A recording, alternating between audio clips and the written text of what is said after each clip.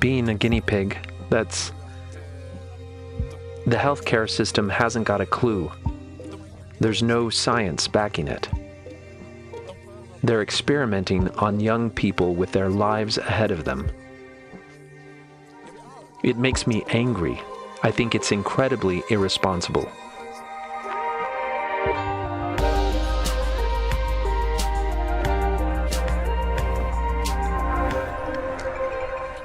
These are harsh words, and the voice of a person who wishes the doctors hadn't been so eager to help, that she had never been treated by the Swedish healthcare system. So she'll live with the consequences for the rest of her life. This is about girls who are young and who were given help, perhaps because the healthcare system thought it was doing the right thing. Not feeling at home in one's own body is a great torment. Many who feel this way also feel discriminated against. Tonight's report discusses a sensitive issue that's not been openly discussed in Sweden before now.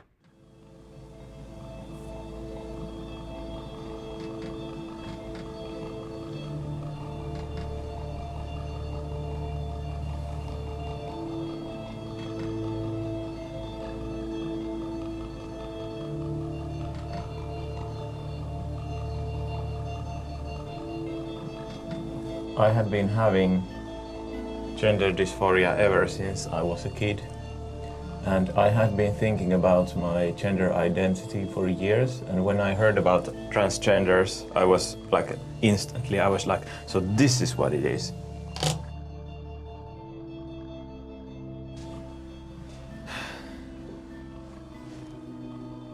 I'm female. That is what I am.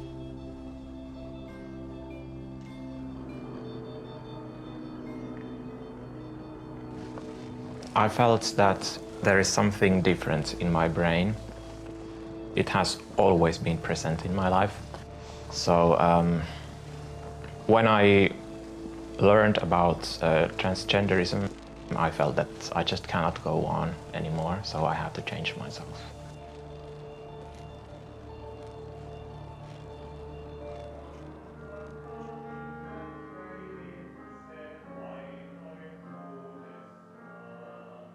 Tässä kerran pullakolle yksin kapusin ja sattumalta vanhan kaapin siellä aukaisin. Mä sitä pengoin mitä lienen oikein etsinyt, niin löysin vanhan olkihatun, siitä kerron nyt. It went on for a very long time. Like it took months. I don't know how many meetings. I started the hormones in, if I remember correctly, I started 2012 on May, and my first surgery was December 2012. And it was the breast thing. Kun iso-isän tarinaa mä hiljaa muistelin. Hyvä, nyt oli taas iso-isä. It felt good. I felt that this is the solution. Joo. Vaan valintaa se tuskin siinä aikaa vienyt ois. Kas syy on toinen hennonnut, ei millään mennä pois. Like now we are doing the thing that will fix me. Like when I do this, I will not feel bad anymore because this is the thing that I need to do. And when I started to see the changes, I felt that like yes, like now it's happening. Like now we are getting better.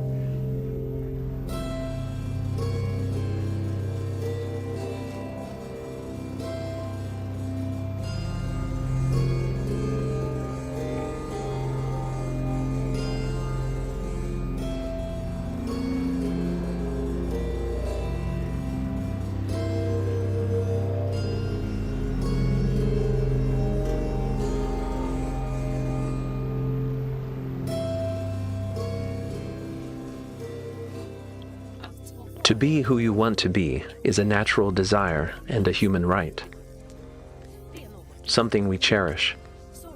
We cherish it so much that society's good intentions can cause harm. Samedi lives in Joensuu in eastern Finland. She has decided to speak out openly for the first time about what happened. She's not alone in her story, particularly in Sweden. But few dare to talk about it. Because I cannot hide anymore. Because, everybody can see what I am.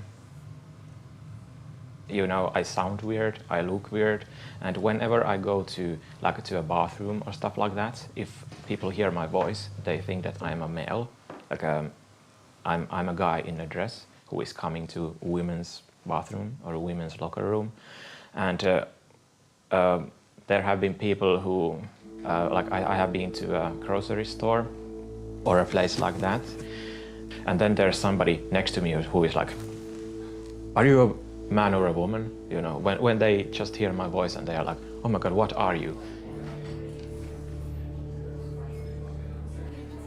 This is gender dysphoria, the terrible feeling of not belonging in one's own body.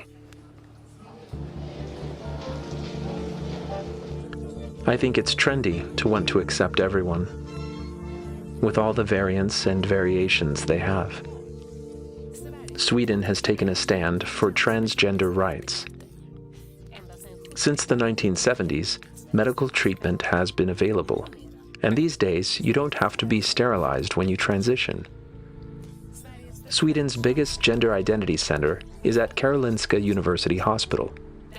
Adults are treated at the Anova Clinic, and children and teens are treated by the KID team, founded in 2000. Per Anders Rydelius is Senior Professor of Pediatric Psychiatry. Since the start, we've had about 650 cases. It's been interesting to see. At first, there were maybe 5 to 10 a year, but in the past few years, there's been a huge flood of referrals, nearly 200 a year. So these past few years is when the majority of those 600 were referred.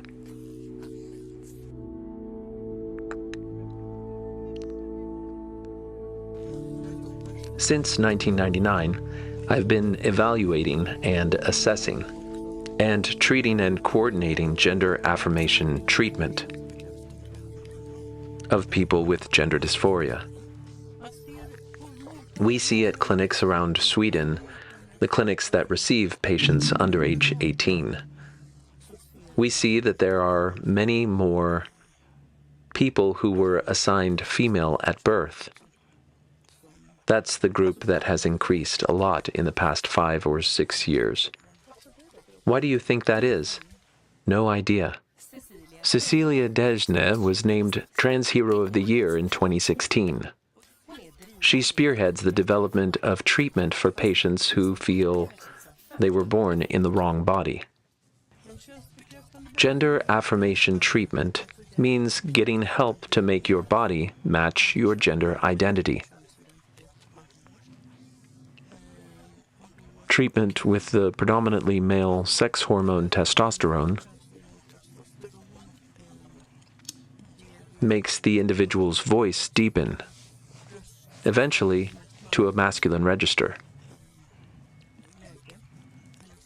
Or so the person is perceived as a man when they speak. It leads to more hair on the body and eventually on the face. It can increase muscle mass when you work out, slightly enlarges the clitoris, and leads to a masculine distribution of fat.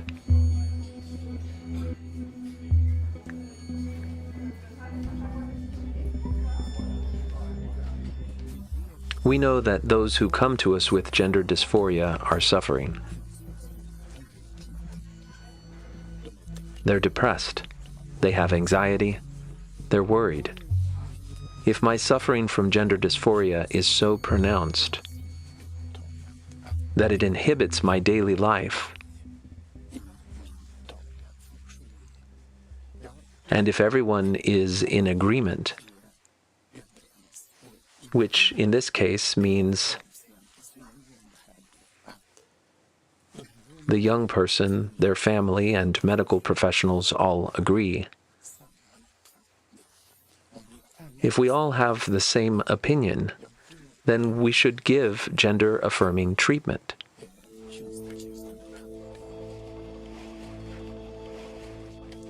Now we go to the university to return some stuff that I borrowed for our student union meeting. And after that, go to study in Science Park, because that is where the computer science faculty is. So, yeah.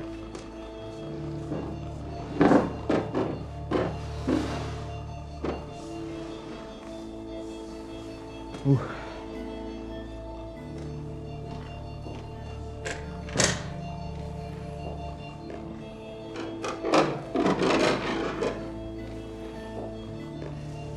It's that way. I had a lot of problems with my emotions. I had like lots of emotional problems. I call them emotional locks. Like I had lots of locks. It made my disconnection to my body even worse.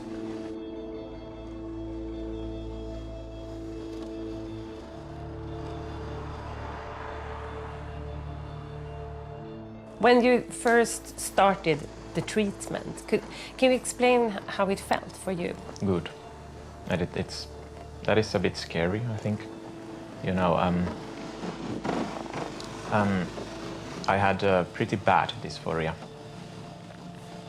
And the treatment did take that away.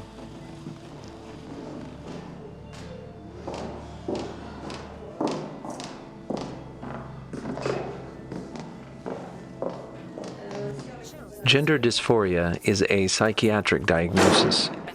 Its treatment is internationally accepted. But something's changed in recent years. A new, growing patient group is seeking out gender clinics in Sweden. Young girls who want to be boys. Doctors and transgender people attest to how the treatment eases suffering. But what if that doesn't apply to everyone? What if some people actually need a different kind of help? There are parents who are worried about that very thing. Several don't want to speak openly because their kids are minors. For us, it came out of the blue. We had never, ever felt that our child was anything other than a girl, not in any way. For us, it came as a huge surprise. Our daughter has had mental health problems for many years. She had difficulty in school and with friends and maybe in the family. She had a lot of difficulties in life. Now it seemed she suddenly found an explanation for why everything was so hard for her, and that was a different gender identity. So she came and told me she was trans, and that she'd chosen a boy's name. There was so much aggression connected to this feeling. I just had difficulty believing that was really it. And there had never been any indication of this before. She wanted me to help her deal with the doctors. At first, I wasn't to say anything to her father and the family. She was 17 and a half, and they referred her directly to an adult facility. They all say it came up suddenly and unexpectedly in their teens' lives, and the phenomenon has an international name: Rapid Onset Gender Dysphoria, ROGD. In the past, few Swedes were ever diagnosed with gender dysphoria. Then suddenly something happened. The number increases year by year. In 2017, more than 3,500 people were treated for gender dysphoria, according to the National Board of Health and Welfare. And a striking number are young people. More girls than boys come to gender identity services. We see the same development in other countries as well. There has been a dramatic increase in the number of people who say that their gender does not match their biology. This is known as gender dysphoria. And the demand has never been higher. BBC London has learned that between 2016 and 2017, there were just over 2,000 referrals to the clinic. A person who feels they have gender dysphoria can fill in a form online. They can wait for months to get into a gender identity clinic. The evaluation often takes about 6 months. Once they have a diagnosis, treatment begins, often with hormones. Now she's been taking testosterone for almost this whole year, I think. In May, when she came here, her voice was changing. So she'd probably been taking testosterone for a few months. The doctor we met asked one question, "Are you sure?" And our daughter, 15 at the time, said, "Yes." So the doctor said, "Then we'll send a referral to the gender identity clinic. Congratulations, you're so brave." No follow-up, no further questions. About how did you arrive at this, and what does it mean to you? How do you feel about this? It was just congratulations. The answer we got was, we don't say no to anyone. We affirm everyone who comes to us. And it's very important to affirm this, not to argue. It's a question of identity, not a diagnosis, a question of identity. Here at ANOVA, we have a standardized evaluation format for most people. That makes it more efficient, so we can work faster, so to speak. So people don't have to wait. How often do you say no? It's been many years since we didn't agree with the patient. So when someone comes to talk to us, we don't say no. We conduct a joint evaluation. The patient has to live in their body, not us, whatever it looks like.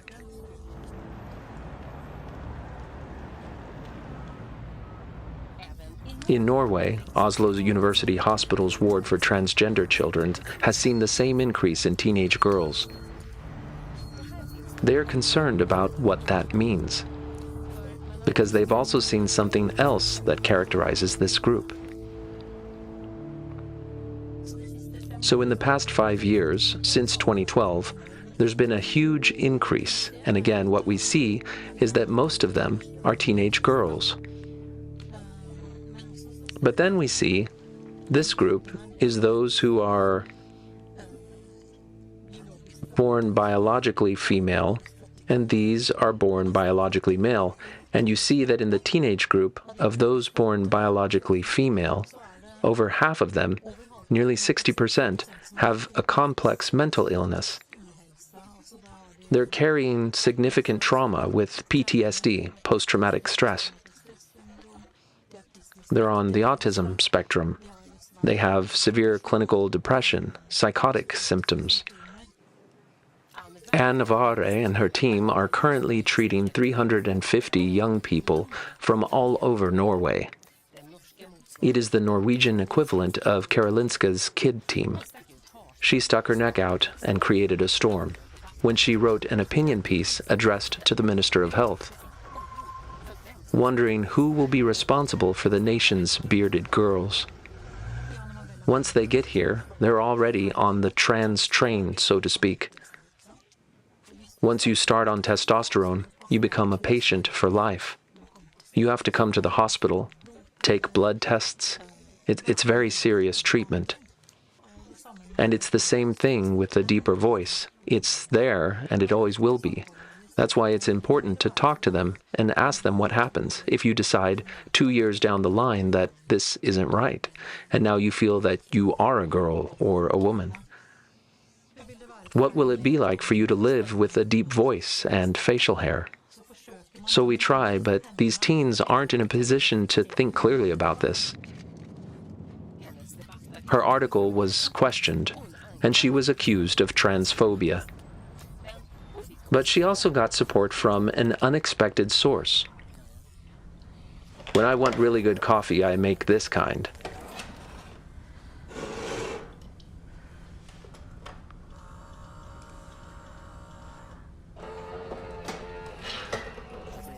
I want people to understand we don't want to make it more difficult, but we want to ensure quality in the treatment. It's not that we don't recognize anyone. Our work is about always recognizing the individual, but that means recognizing the whole person. And the whole person isn't necessarily one path. It's many paths. I thought we'd show you our reality. Mikael Björkali was born a girl. He works to support transgender rights with his colleague, Tony Maria Hansen. When they transitioned more than 20 years ago, things were different. They had years of evaluations and waiting for treatment. They worry today that young people can get treatment after just a few months. Back when we started this association, things were so simple. We thought if someone says it, then it's so, and in many ways it was. But what we're seeing as time goes on is that the complexity in the situation is increasing dramatically.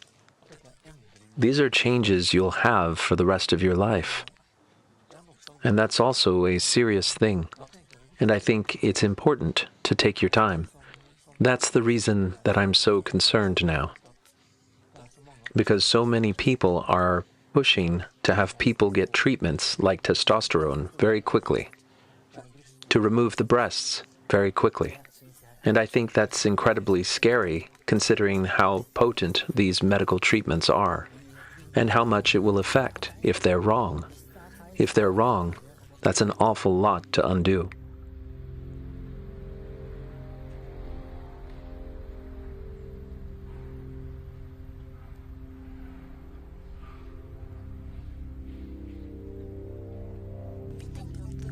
There might be people in this group we haven't seen before,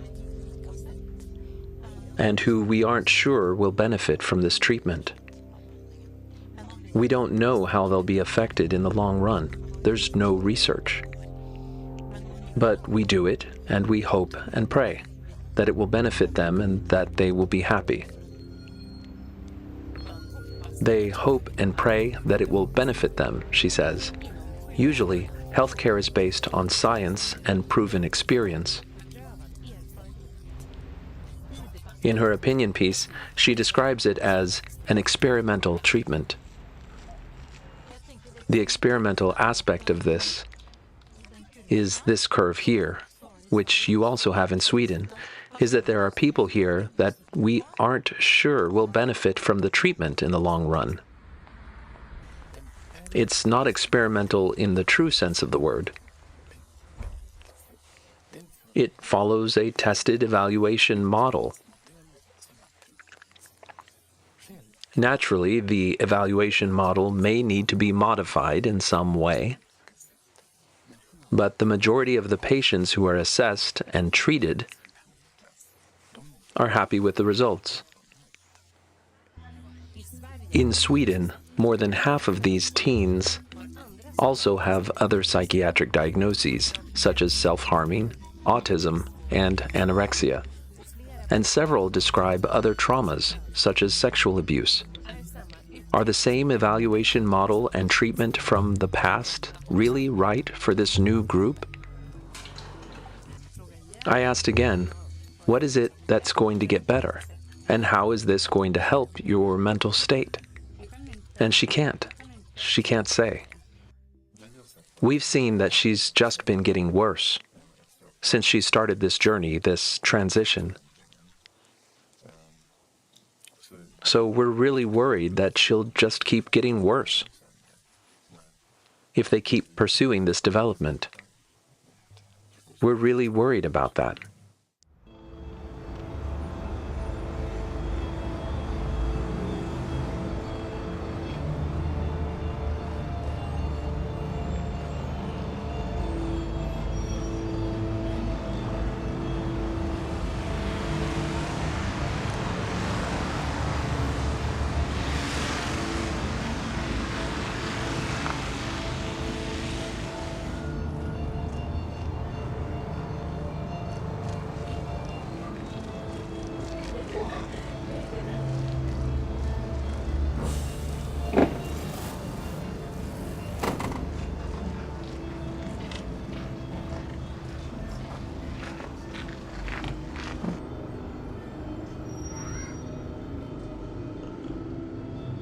I felt good. I think that I looked better. I liked my new figure. When I look at the old photos of myself before I started the treatment, I look a lot different from the face. It's like, you know, when I had forgotten what I looked like, and then I looked at the photos and I was like, oh my God. And I actually have some photos I can show you. Yes, yes. I would love to see the photos. Yeah, now? Yeah, can you see? Mm-hmm. So, here. Yeah.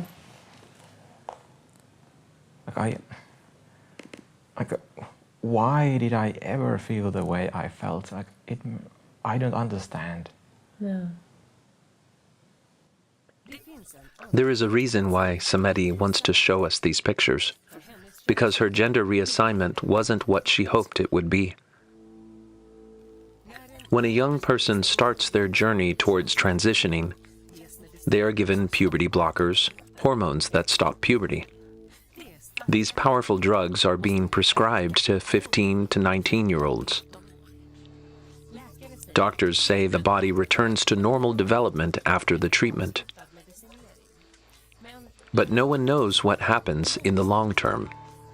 One research team is seeing a patient's IQ dropping.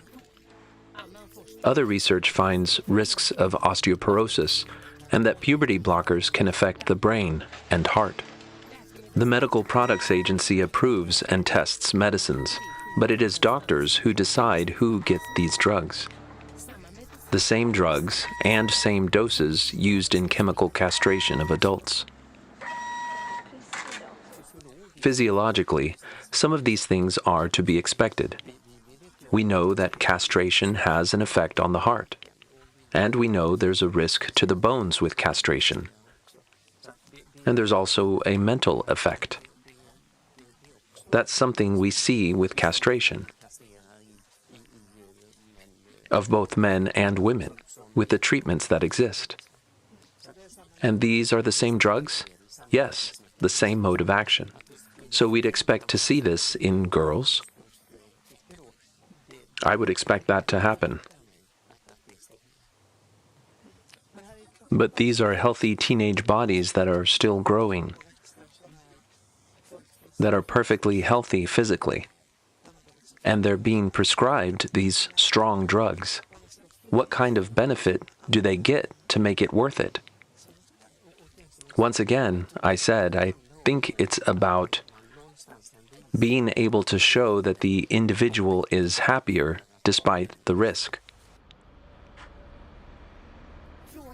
The question of treatment is in the spotlight in the UK after an internal report from the Gender Identity Development Service leaked.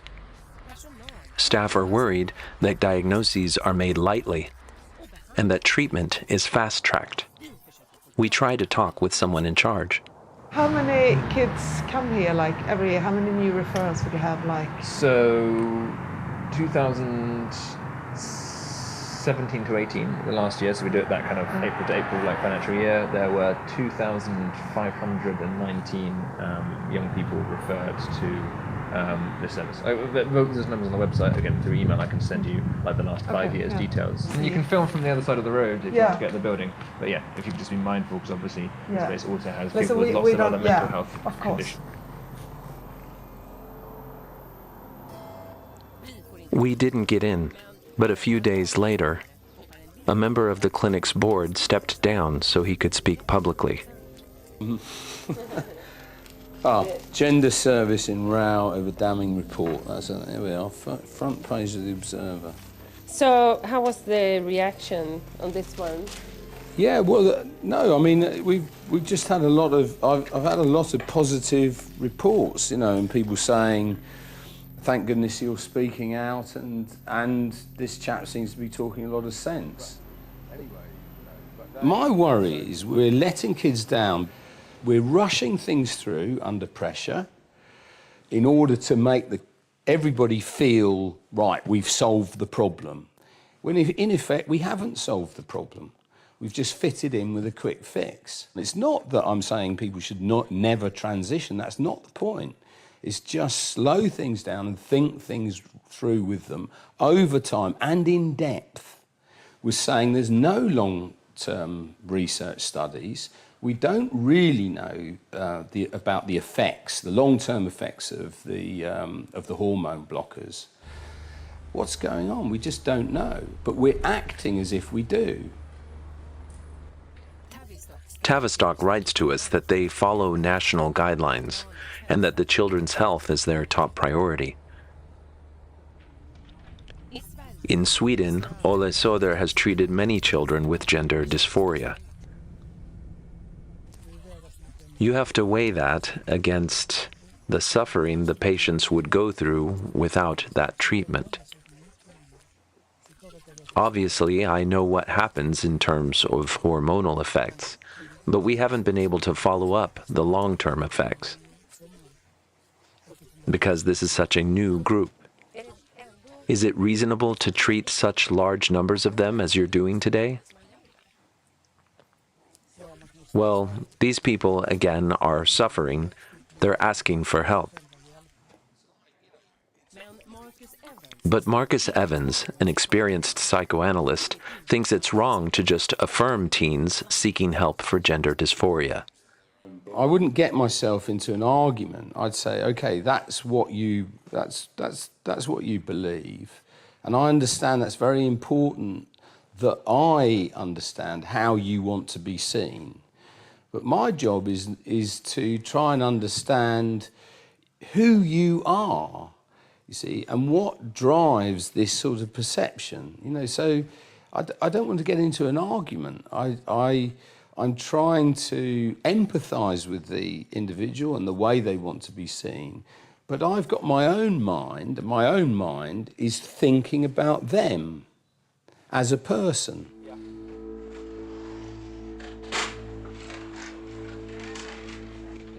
In Sweden, the rule is that puberty blockers are given for up to 3 years. The next step is testosterone. Hormone treatment is lifelong, as are the physical changes they cause. There is also a risk of side effects, cardiovascular disease and cancer. Testosterone was designed for men, but in several Swedish countries, it is prescribed for more girls than boys, aged 15 to 19. We've never seen such numbers before. What are your thoughts on that? If you make a major policy change, you have to have some kind of evidence that it's based on. And in this case, the healthcare system has made that judgment. So the healthcare system has to answer you about the basis of that decision and the change in treatment methods.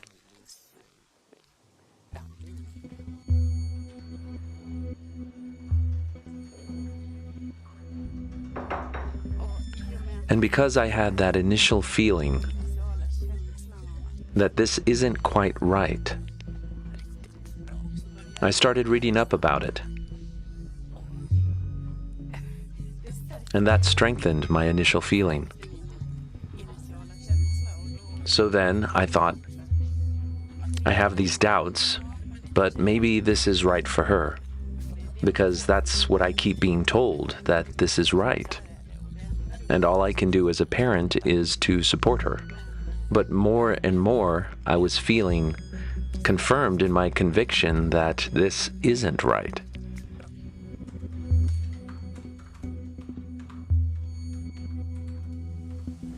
We don't feel that the healthcare system is providing anything but an offer of hormone treatment and planning for surgery to surgically alter our child and give and help our child to change her sex, which validates that there's something wrong with her. It confirms her feeling that her body ought to be different and that she's strong and brave to pursue this. I'm sure the system wants to do the right thing. I just don't understand that they don't seem to consider that this is a new patient group and they need to proceed with caution. We ask how many people regret the decision, and they say none of them.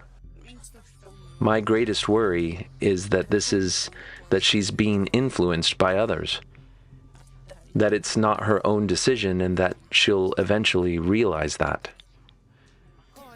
Karen, a toxicologist who works with pharmaceuticals, is worried her child will regret this choice. At a gender identity clinic, she asks about the risks, recording the meeting. If you look at regret, the numbers are astonishing.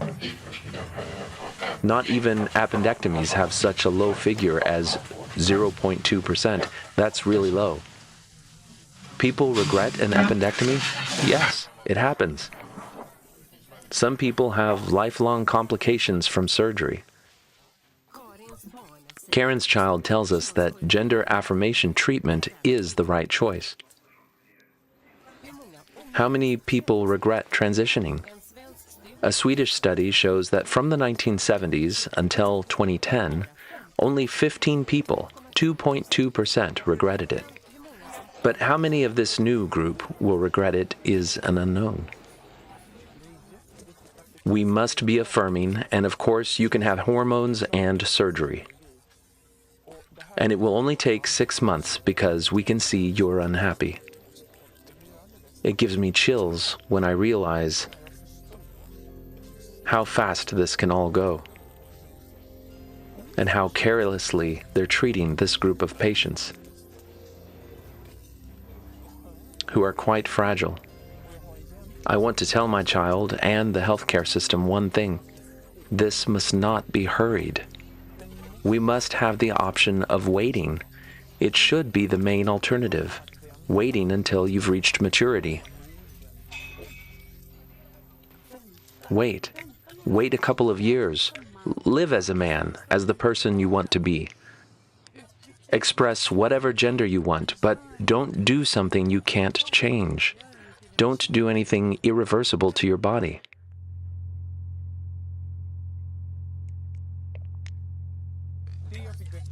What the healthcare system told me was that basically no one regrets it. Meaning someone like me, born biologically female, who goes through the whole transition and then goes back. I had never ever heard of such a thing. Regretting or detransition is a sensitive subject in the trans world. We've been in touch with Micah for more than 6 months. She has been plagued with doubt about telling her story. I'm afraid to show my face, because detransitioning is such a terribly sensitive topic, and because this is a reality that we don't want to exist. We don't want it to be real. I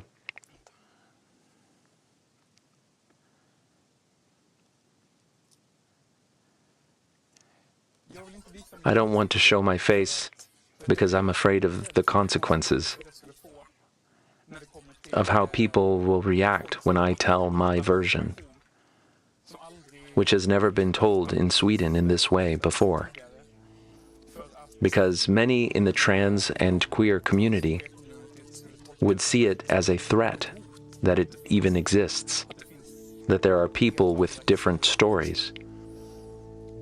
We want so much for things to be simple, and that the treatment is easy and that everyone is happy afterwards. And we're very good at giving that impression to gain more acceptance and understanding and so on. And I do see the point of that, but we have to show all the stories.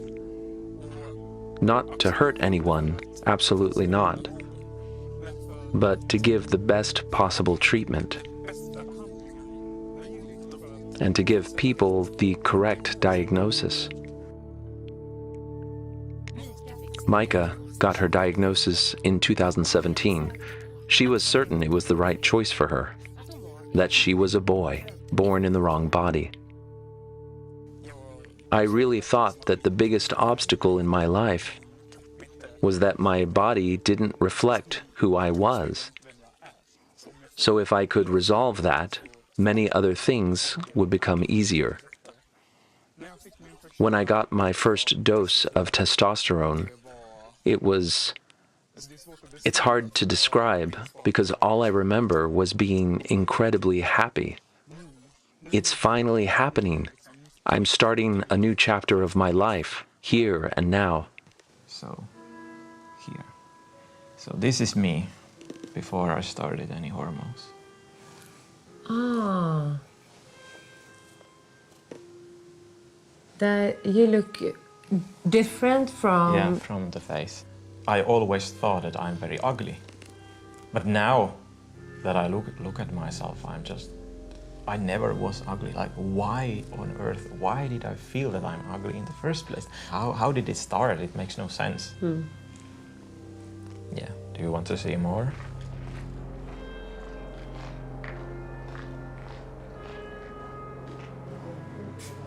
Paljon onnea vaan, paljon onnea vaan. Nyt on liikaa. Onnea sulle, paljon onnea vaan. Kiitos. I had pretty bad dysphoria, and the treatment did take that away, but it didn't solve the problems in the long run. I think the first 2 years were very good. I really like the strawberries. Both Samedi and Micah were born as girls. They say they suffered from severe gender dysphoria and went through major gender reassignment treatments. And still, they didn't feel better. Samedi was treated with medicines and surgery for several years before she began having doubts. Then I also found the detransitioners on the internet. And I was like, oh my god, that people like this actually exist. Suddenly, I found a video of a detransitioned woman, a girl who had been diagnosed and started treatment at age 16, and then when she was 22, realized that this isn't working. And she made a video about it on YouTube. I'd been doubting what I was doing for maybe 6 months at the time. For those of you who aren't familiar with me or my blog, I'm Carrie. I'm a 22-year-old detransition woman. In fact, I'm one of the women Serrano talks about, a pediatric transitioner. I transitioned socially at 15, I started hormones at 17, and I detransitioned just after my 22nd birthday. So I only realized afterwards that there are, like, a lot of people who have detransitioned. There are a lot of them, mostly women. It's just that no one talks about it.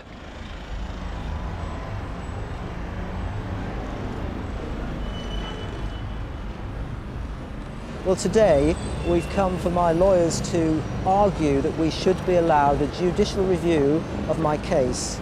That is, of Bar University's decision to prevent my research into people who detransition gender. The university said, oh, no, you can't do the research because the university might be criticised and that would be unacceptable, and they said it is better not to offend people. British psychotherapist James Caspian has worked with transgender people at his clinic for many years. But his proposal to do his master's degree on regretters was turned down. He's now taking the matter to court.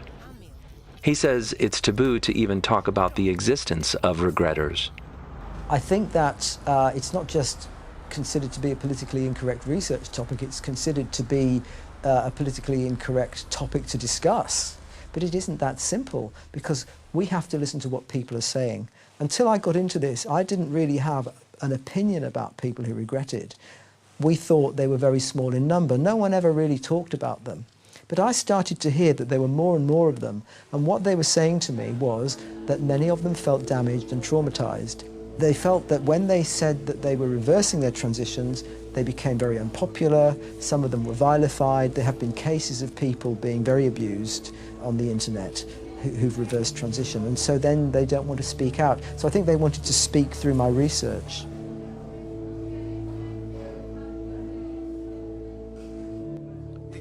There's this huge taboo, and it's such a, I think it's viewed as like a really scary threat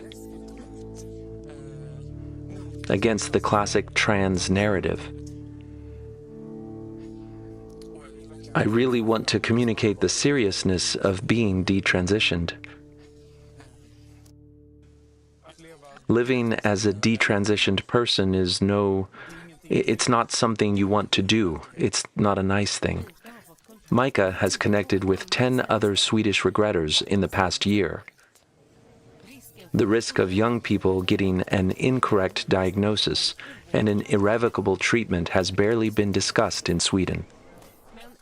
But a few years ago, the Lundström Clinic noticed that patients were coming back. Now they offer trauma care for detransitioners. The group of patients who regret their decision, they don't make a lot of noise. They are suffering, and they're not proud of this. They're in crisis. It's a crisis of great magnitude. So they're not making a lot of noise, and they blame themselves for ending up where they are. Not the healthcare system.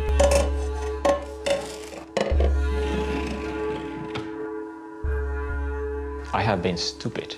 I have been extremely stupid in so many ways.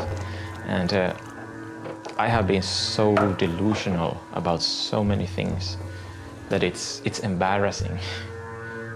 It's shameful.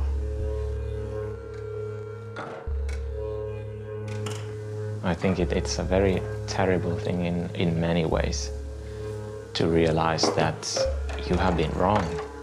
You have been very delusional, and that you have done something irreversible to yourself. Very boring house to be filming at. You know, this is a student apartment, so that I don't have much stuff here, and also all the furniture, they are included in this place. Like I don't own them. And I really hate all the furniture, they are so ugly. I would like to throw them out, but I can't. Because they belong to this place.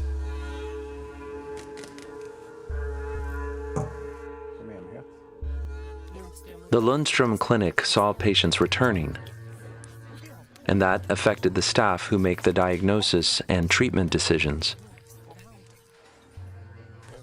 There's an awful lot we don't know. That's what creates this, what we call an ethical stress, that we don't have satisfactory evidence for what we're doing. Welcome. Please wait for staff. We'll be here soon. The staff experience ethical stress, yet the treatments continue, hormones and surgical procedures. On girls, the breasts are removed, and the number of operations is increasing. We ask for the ages of the surgical patients. The hospitals say the youngest are 16, but only with parental consent. All hospitals release data on the number of operations per age group, except for Karolinska. Perhaps it is sensitive, for nowhere else in Sweden are individuals as young as 14 given gender-affirming surgery.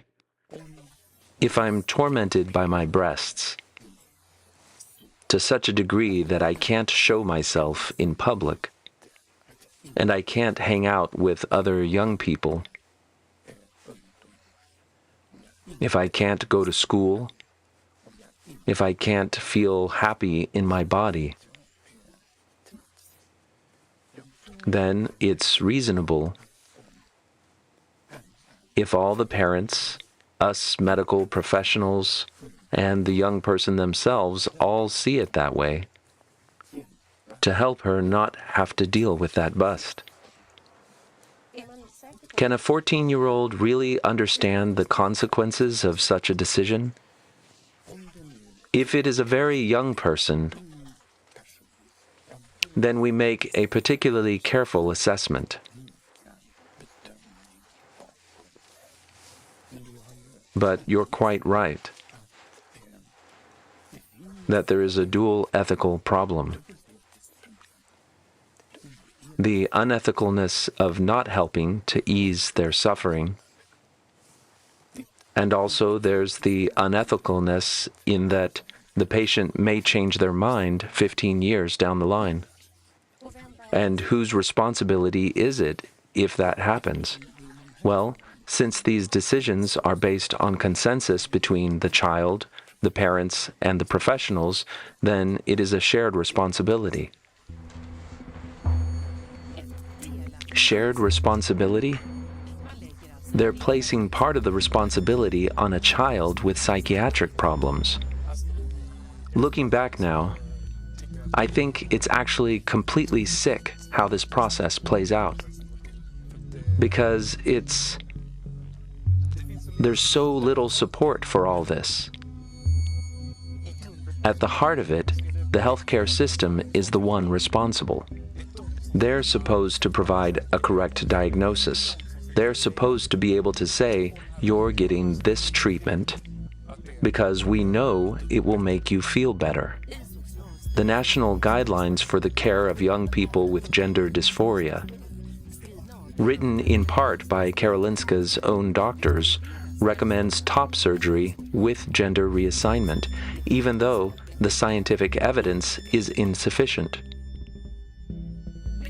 The lack of scientific basis, knowledge, is even confirmed in official healthcare documentation. One research application to the Ethics Committee plainly states that surgery and gender-affirming therapy are carried out today without quality assurance or follow-up.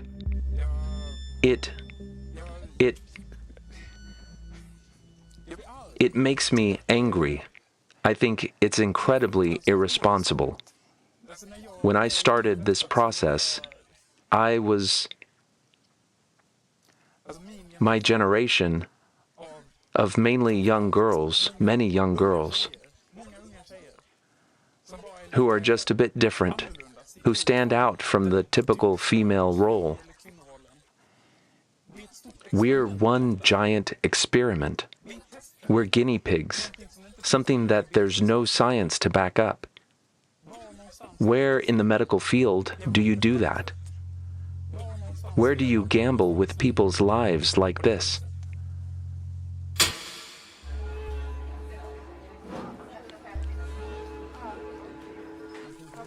You can't change someone's brain. Changing the body to match the perception in the brain is not an optimal treatment. It's based on pressure from the patient because they think this is the most important thing in their lives. So the question is, shouldn't we help those patients? Regret was not supposed to happen. And where am I now? My problems still exist. I still haven't found a solution to them. Nothing can be done about my body anymore because the surgeries and everything, they are irreversible. My voice is always going to sound like this. I will not get my breasts back. I will not get my, the stuff back. Nothing can be done. Sameti is going to the doctor for help changing her legal identity back to female. It's the same clinic that gave her the diagnosis back in the day.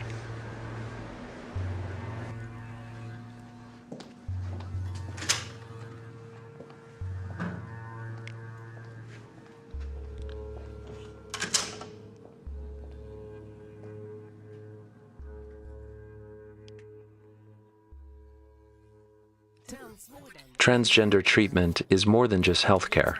It's politics.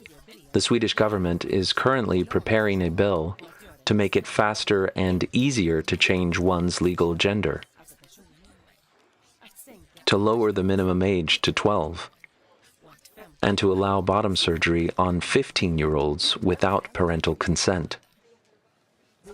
We would have expected that adults, doctors, psychologists, therapists could tell a 15-year-old that we think your problem is something else, that they'd realize that's the case, that they'd be able to say, we don't think you'll feel better from hormones or surgery, we think you need this instead. Now it seems there is no adult who wants to tell our child that. This is a problem, but I don't share the opinion that we rush things, or that we disregard the ethical consequences. If the suffering is so extreme that treatments must be given from an ethical standpoint, then we do it. Of course, transgender treatment is important and surely right for many. But for the others, who is responsible? Most don't dare talk about it or go back to their clinics. Sameti dared.